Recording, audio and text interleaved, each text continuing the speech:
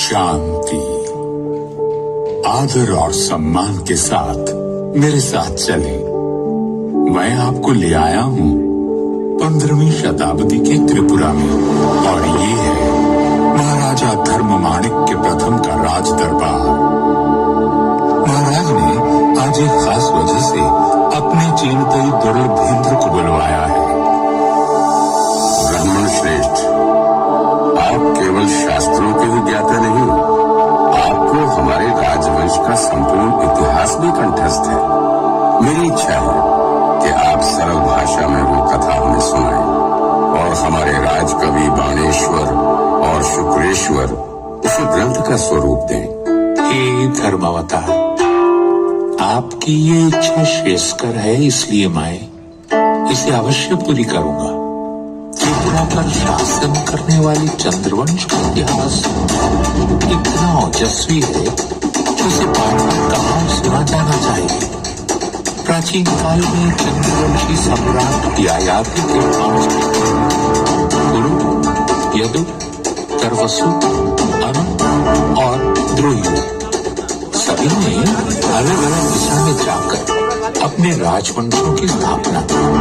द्रोयु दक्षिण पूर्व दिशा की ओर गए और कपिल मुनि के आशीर्वाद से सागर द्वीप में अपना राज्य स्थापित किया। कपिल मुनि ने आशीर्वाद देते हुए कहा था, त्रिवेद नागरिम शुभम। महाराज द्रोयु के 27वें वंशज पूर्व दिशा की ओर गए, जहाँ उन्होंने किरातों को परास्त किया। वहीं ब्रह्मपुत्र और कपिला नदी के संगम पर एक नया नगर बसाया गया, जिसका नाम त्रिवेद था। त्रिपुरा केवल एक शब्द नहीं, कृपा है शिव और शक्ति की। पीठमाला तंत्र में स्वयं महादेव ने ये घोषणा की है कि धरती पर जहाँ भी माता सती के अंग गिरे, वहीं शक्तिपीठ की स्थापना हुई। उसी ग्रंथ में संकलित एक श्लोक में कहा गया है, त्रिपुरा में देवी का दाहिना पैर गिरा। पूजनीय देवी को त्रिपुरा सुंदरी कहा जाता है और यहाँ स्थापित शिव का नाम त्रिपुरेश भैरव हुआ। और इस तरह शुरुआत हुई एक कीर्तिमान राजवंश की, जिसने करीब 3000 साल तक आर्यवर्त के इस महान भाग पर शासन किया। महाभारत, पुराण और अनगिनत शास्त्रों में त्रिपुरा का उल्लेख मिल जाता है। इसके अलावा कई प्राचीन पुरालेखों के साथ साथ साहित्यिक ग्रंथों में भी त्रिपुरा का वर्णन किया गया है। मुगल इतिहासकार अबुल फजल आईने अकबरी में लिखते हैं, भाटी प्रांत के पास एक आजाद राज्य है, इसे त्रिपुरा कहते हैं। इसके राजा का नाम विजय माणिक्य है। इस राजा के पास 2 लाख पैदल सेना और 1000 हाथी हैं। त्रिपुरा के इतिहास से तो आप परिचित हो गए, अब इस कथा के सूत्रधार से भी मिल लीजिए। शुभ्र कांति, उज्जवल मुख, उन्नत गुंबद, राजसी छप, सारा विश्व मुझे सम्मान से उज्जयंत महल कहकर पुकारता है। मेरा नामकरण किसने किया, यह रहस्य इतिहास में कहीं खो गया है, परंतु मेरी नींव में मिले ताम्रपत्र पर लिखे संस्कृत श्लोक में मेरा नाम मिल जाता है। 1857 के भूकंप में अगरतला का राजमहल भी बुरी तरह से क्षतिग्रस्त हुआ। तब महाराजा राधा किशोर माणिक्य ने 1901 में मेरा निर्माण करवाया।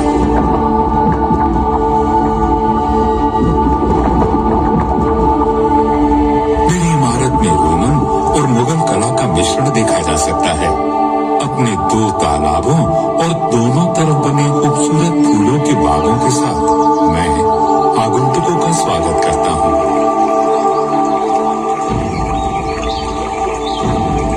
यहाँ के पर्वत त्रिपुरा वासियों के अदम्य स्वभाव के चिन्ह हैं। नदियाँ जैसे कला और संस्कृति की अविरल धारा का प्रतिबिंब। यहाँ के उदार जंगल जीवन को आश्रय देते हैं और यहाँ की प्राकृतिक सुंदरता वैदिक कवियों की कल्पना से अद्भुत है।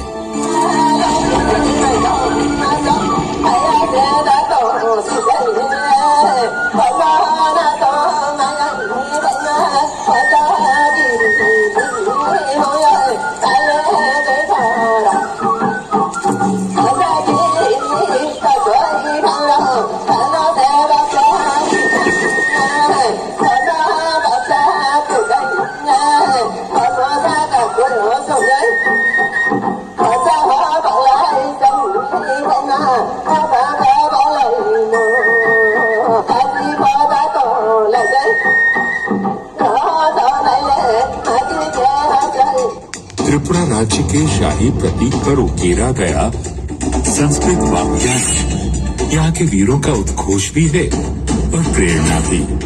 किल विदुर वीरता सैर में कम, वीरता से अधिक आवश्यक और कुछ भी नहीं। ऐसे महान आदर्श वाले वीरों की भूमि पर शिव और शक्ति परोक्ष रूप में बसते हैं, तो धर्म यहाँ के नरेश के रूप में प्रत्यक्ष अवतार लेता रहा।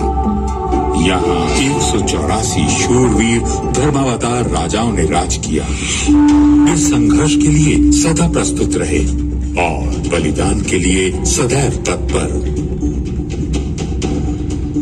त्रिपुरा के प्रथम नरेश से लेकर अंतिम शासक ने अपना सर्वस्व देकर इस परंपरा का निर्वाह किया। इस राजवंश के अंतिम प्रजापालक महाराज वीर विक्रम किशोर माणिक्य बहादुर को याद करता हूँ तो याद आता है उनका समर्पण, त्रिपुरा को विकसित करने और आधुनिक बनाने की उनकी प्रतिबद्धता, और साथ ही याद आता है वो एक दिन जब नियति ने हमसे विश्वासघात किया। मई 1947। भारत की स्वतंत्रता अब केवल 3 महीने की दूरी पर थी। भारी अनिश्चितता का समय था। देश की तरह ही राज्य में भी विघटनकारी शक्तियां सर उठा रही थीं, परंतु महाराज का आश्रय था, सो जनता निश्चित थी। अपने कर्तव्य के प्रति सजग महाराज वीर विक्रम हर गतिविधि पर नजर रखे थे, पर इस बीच रोग ने उन्हें आ घेरा। देखते ही देखते उनकी तबीयत बिगड़ने लगी। अफरा तफरी में कोलकाता के प्रसिद्ध डॉक्टर को बुलवाया गया। महाराज की सांसें उखड़ने लगी थीं। उन्होंने कमरे में लगे भगवान शिव के चित्र को देखा। भूपाल और भगवान के बीच जैसे एक मूक संवाद हुआ। हे महादेव, 15 साल की आयु में जब मुझे धर्मासन पर बैठाया गया था, तब से अब तक एक पल भी ऐसा नहीं बीता जब मैंने त्रिपुरा के उत्थान के बारे में ना सोचा हो। यह दायित्व ही तो मेरे जीवन का आधार बिंदु है। आज जब मेरी प्रजा को मेरी सबसे ज्यादा जरूरत है, तो क्या मुझे प्रयास करने का अवसर भी नहीं देंगे प्रभु? मन पर ये बोझ लिए 17 मई 1947 के दिन महाराज का देहांत हो गया। धर्म का पार्थिव स्वरूप लुप्त होते ही अधर्म का तमस बढ़ने लगा। जो बात पहले दबी जबान में कही जा रही थी, वो अब सड़कों पर गुर्राते नारों में सुनाई देने लगी। पाकिस्तान जिंदाबाद, लड़के लेंगे हिंदुस्तान। पाकिस्तान जिंदाबाद, लड़के लेंगे हिंदुस्तान। राज्य का अस्तित्व दांव पर लगा था और भय था हजारों वर्षों से सहेजी हुई परंपरा और संस्कृति के विलुप्त हो जाने का। परंतु ऐसी चुनौतियां त्रिपुरा के लिए नई कहाँ थी। काल की परिक्रमा के लिए निकलता हूँ तो 13वीं सदी पर आकर रुक जाता हूँ। ये वो समय था जब तलवार लहराते बर्बर आतताई राज्य की सीमा लांघने लगे थे। 13वीं शताब्दी की शुरुआत में त्रिपुरा का राजकाज महाराजा चेंगथोंगपा ने संभाला। एक दिन शिकार खेलते हुए महाराज ने जंगली बराह को अपने तीर का निशाना बनाया, परंतु उसी समय उस वराह को राजकुमारी नाइथोक्ति का तीर भी आ लगा। संयोग से इन दोनों का मिलना हुआ, जिसका परिणाम विवाह था। किंतु ये बात कोई नहीं जानता था कि इस संयोग का बड़ा प्रभाव त्रिपुरा के भविष्य पर पड़ने वाला था। बंगाल और त्रिपुरा की सीमा पर मेघना नदी बहा करती थी। जब बंगाल पर मुस्लिम शासकों का कब्जा हुआ तो त्रिपुरा भी सुरक्षित न रहा। बंगाल की ओर से लूटपाट करने इरावंत खान अक्सर त्रिपुरा में घुसपैठ करने लगा। महाराज चेंगथोंगपा ने लुटेरे को खदेड़ भगाया, परंतु इरावंत खान फिर लौटा और इस बार उसके साथ गौर की विशाल तुर्की सेना भी थी। महाराज असमंजस में पड़ गए। महाराज, आप यहाँ एकांत में? बाहर सभी सेनाध्यक्ष आपकी राह देख रहे हैं। सेना अध्यक्षों से मिलकर कहूंगा क्या महारानी? हिरावंत खान की सेना से टक्कर लेना आत्मघात है। समर्पण से तो मृत्यु उत्तम है। आप समझ नहीं रही हैं महारानी। सुबह से मेरी आंख भड़क रही है।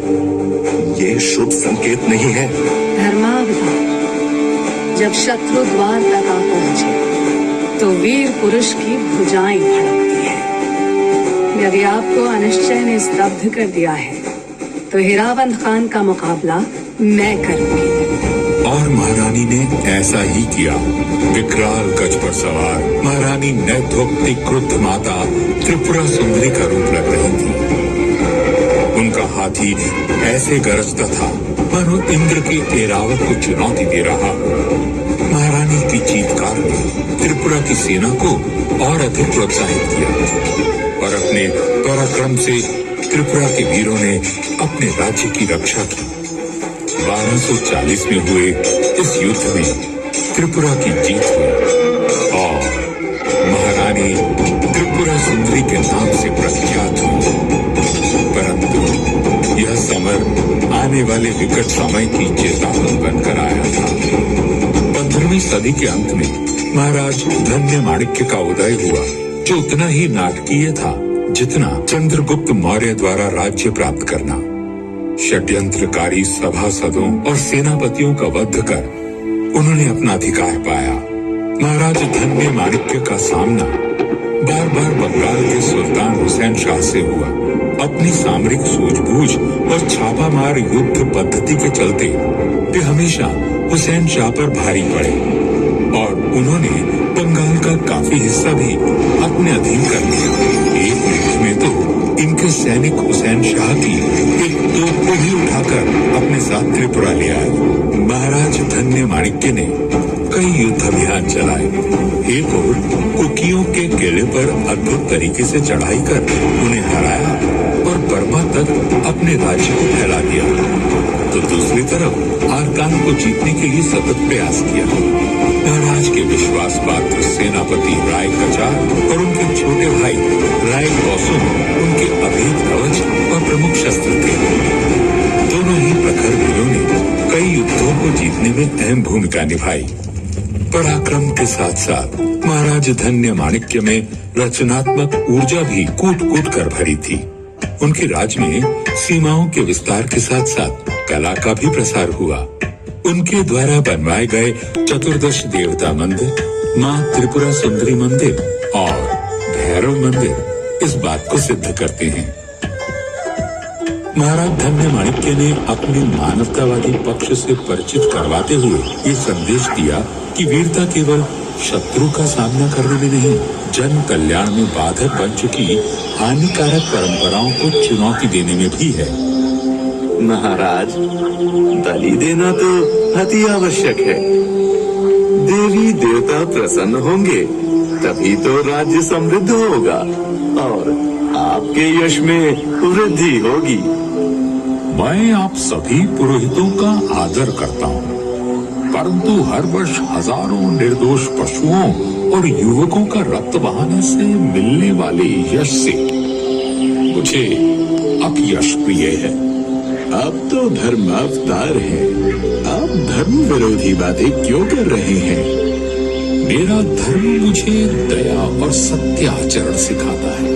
अपने मंदिरों में लगे शिल्पकारों को मैंने सदा उनके श्रम का सही दाम दिया है। हाँ, यदि चाहता तो धर्म के नाम पर और बल प्रयोग कर उनसे निःशुल्क काम करवाता, तो मुझ में और यवनों में क्या अंतर रह जाता।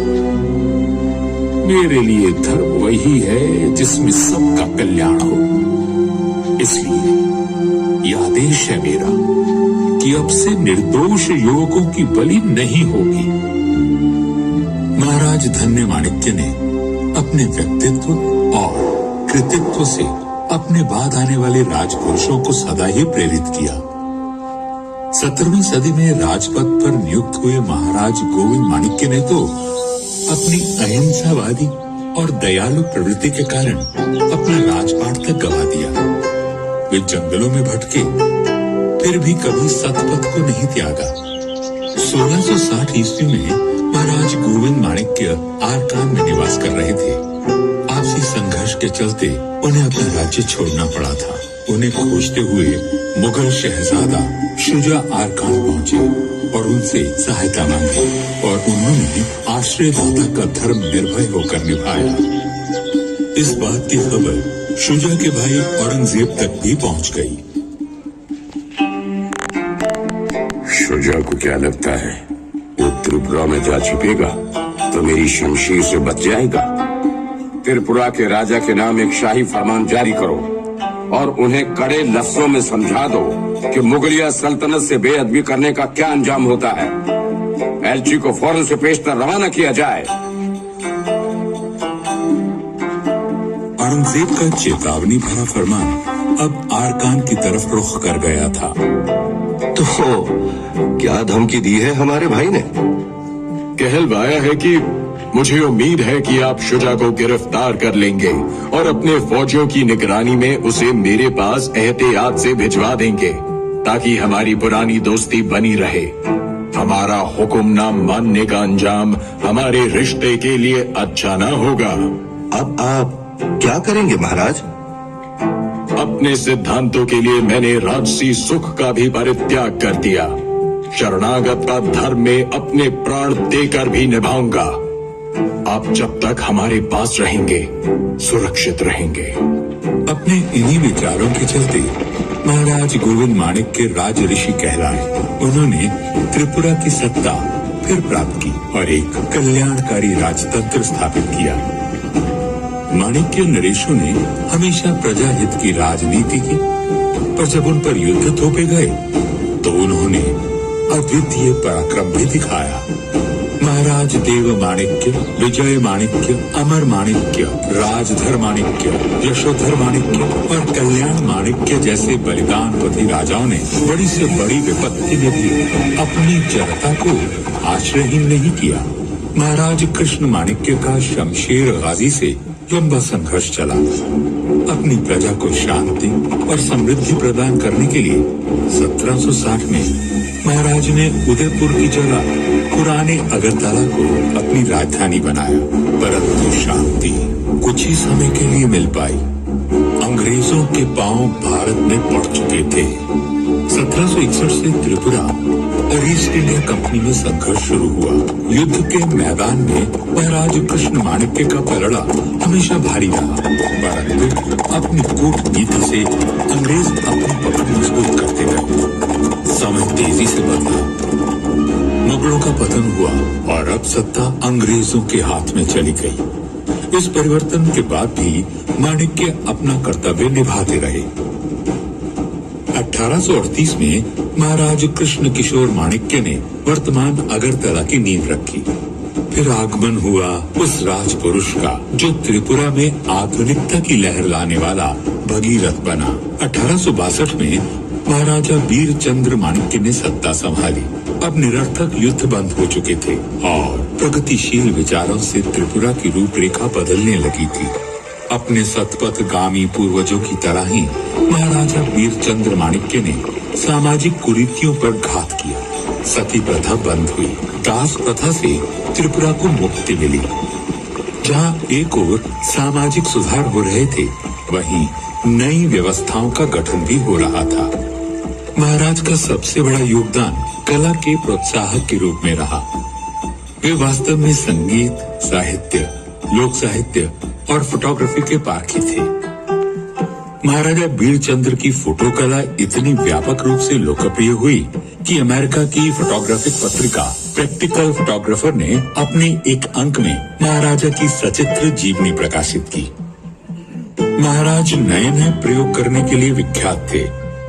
उन्होंने अपने ही कैमरे से खुद अपनी और महारानी की तस्वीरें ली। ये इतिहास की पहली सेल्फी थी।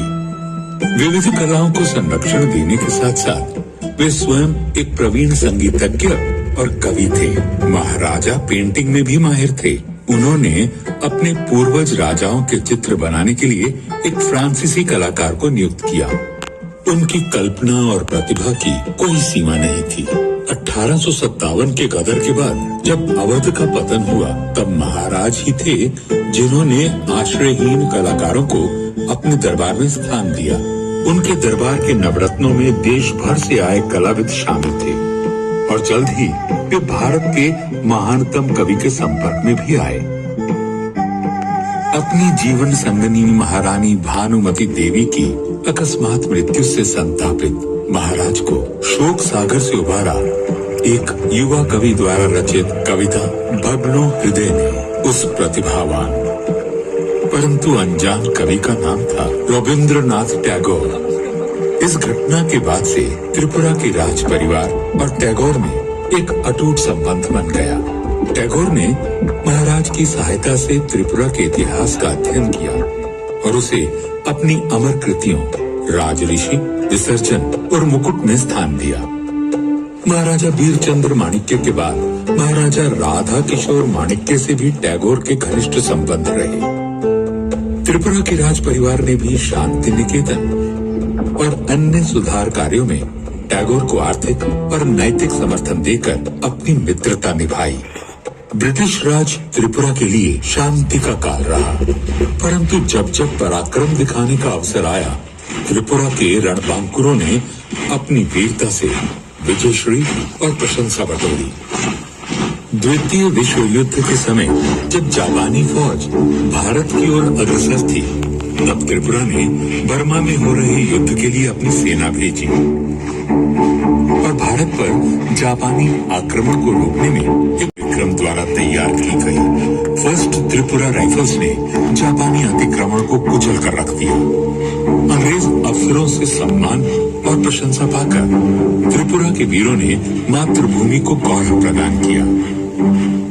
उच्च आदर्शों और महान नरेशों वाला माणिक्य राजवंश कभी भी अपने राजधर्म से विमुख नहीं हुआ, परंतु हर उज्जवल सूर्य अपनी यात्रा पूरी कर अस्त हो ही जाता है।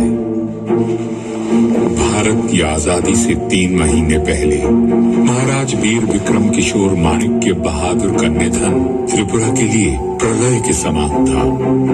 उनके बाद उनके 14 वर्षीय पुत्र महाराजा किरीट विक्रमा किशोर माणिक्य को त्रिपुरा का राजा घोषित किया गया और शासन की बागडोर उनकी माता महारानी कंचन प्रभा महादेवी ने संभाली। परंतु महाराज वीर विक्रम की मृत्यु के बाद एक दिन ऐसा नहीं बीता जब राज्य में दंगा फसाद ना हुआ हो। यदि महाराजा वीर विक्रम 3 महीने और जीवित रहते तो वे मुस्लिम लीग के डायरेक्ट एक्शन से होने वाले विध्वंस को रोक सकते थे। त्रिपुरा की सरकार अराजकता की ओर बढ़ रही थी। हर तरफ मारकाट मची थी और उस पर त्रिपुरा पर पाकिस्तान का कब्जा होने का खतरा अलग से था। इस घोर निराशा के काल में एक बार फिर नारी शक्ति ने राज्य की रक्षा की। 13वीं सदी में महारानी त्रिपुरा सुंदरी ने दुश्मन से लोहा लेने के लिए तलवार उठाई थी। अब वर्षों बाद क्षत्राणी कंचन प्रभा महादेवी ने महत्वपूर्ण निर्णय लेकर अपने राज्य को सुरक्षित किया। त्रिपुरा के कई महान सपूतों ने अपनी मातृभूमि को बचाने के लिए आंदोलन किया और महारानी की शक्ति बढ़ाई। महारानी ने तत्कालीन केंद्रीय गृह मंत्री श्री वल्लभ भाई पटेल को त्रिपुरा के हालात से अवगत कराया। बाद में महारानी खुद नई दिल्ली में केंद्रीय गृह मंत्री पटेल के साथ इस मुद्दे पर चर्चा करने गई। अतिरिक्त बलों को त्रिपुरा भेजा गया और राज्य की स्थिति में सुधार हुआ। 9 सितंबर 1949 को त्रिपुरा विलय समझौते पर महारानी ने हस्ताक्षर किए, जिसके परिणाम स्वरूप त्रिपुरा भारत का पाटसी राज्य बन गया। माणिक्य राजवंश का गौरवशाली राज्य काल पूर्ण हुआ और त्रिपुरा एक उज्जवल भविष्य की ओर बढ़ चला। आज त्रिपुरा भारत का बेशक तीसरा सबसे छोटा राज्य है, परंतु इसकी परिधि में हजारों वर्षों का प्रेरणादायक इतिहास है, उत्कृष्ट कला है, विस्तृत ज्ञान है और संजोई हुई धरोहर है भारत की संस्कृति की। त्रिपुरा का श्रेष्ठ संसाधन उसके नागरिक हैं, जिन्हें विरासत में वो गुण मिले हैं जो इस राज्य को निरंतर चरमोत्कर्ष की ओर ले जा रहे हैं। यहाँ बच्चों को बुनियादी शिक्षा मुफ्त दी जाती है और साक्षरता में त्रिपुरा देश के कई राज्यों से काफी आगे है। जहाँ एक और इस प्रदेश में प्राकृतिक संसाधनों का अमूल्य भंडार है, वहीं यहाँ के मंदिर, महल और प्राकृतिक सौंदर्य हर वर्ष अनगिनत पर्यटकों को अपनी ओर आकर्षित करते हैं। त्रिपुरा नाम की गागर में संभावनाओं का असीम सागर है। किल विदुर वीरता सार में कम का आदर्श अपने दिल में लिए कर्मठ त्रिपुरावासी अपने राज्य को देश का गौरव बनाने के लिए सतत प्रयासरत हैं। सबकी मंशा बस यही है, ओजस्वी त्रिपुरा, तेजस्वी त्रिपुरा, उद्यंत त्रिपुरा की युग युगांतर तक जय हो।